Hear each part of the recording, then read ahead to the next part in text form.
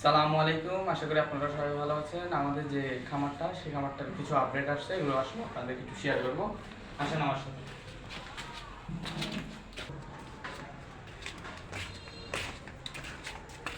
আসলে আমাদের নিয়মিত ভিডিও না দেওয়ার একটা মূল কারণ হচ্ছে এই বাসাটা একটু দিক থেকে দেখাও। এই বাসাটা বানাইছি আমরা আসলে, তাই আসলে এত মানে এই বাসাটা বানাতে যে পরিমাণ কাজ, তাই আর নিয়মিত ভিডিও দেওয়া নেই। চলো ভিতরে, চলো ভিতরে আমাদের কী কী আছে তা আপনাদের কিছু দেখো। প্রথমেই বলতে শুরুতে আছে আমাদের হচ্ছে কোয়েল। এর হচ্ছে আমাদের প্যারেন্টস বেচ, মানে যারা হচ্ছে একটু দেখাও, ওরা হচ্ছে ডিম দেয় আমাদেরকে, ওদের ডিম থেকে আসলে আমরা বেবি ফুটিয়ে দেখাই, খুলে দেখাই, বানায়।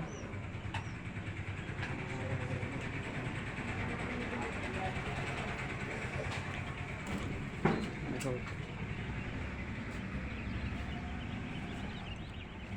আসলে এখানে হচ্ছে ওরা ডিম দেয় আমাদেরকে, আর তাদের থেকে বাচ্চা ফুটায়।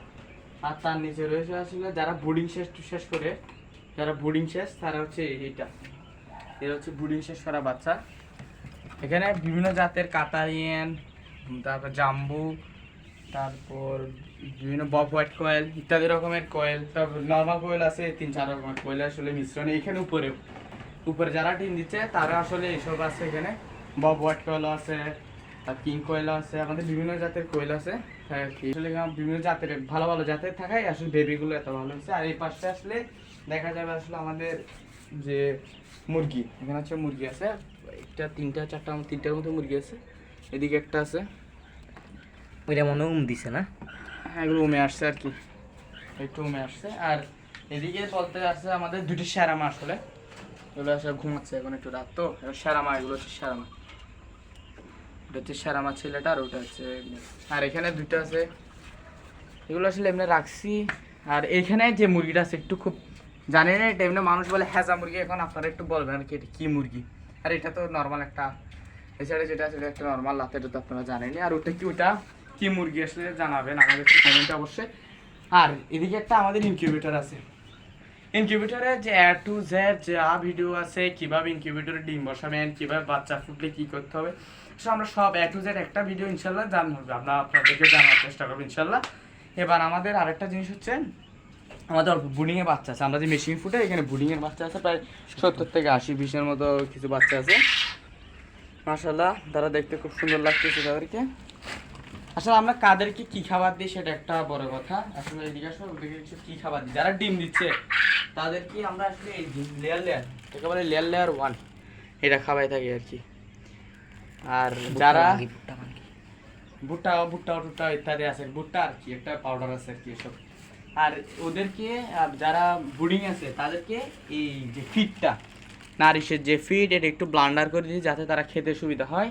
আর যারা বোর্ডিং শেষ করে থাকে তাদেরকে তো আমরা এটা পুরোটা দিতে পারি, কোনো সমস্যা নেই।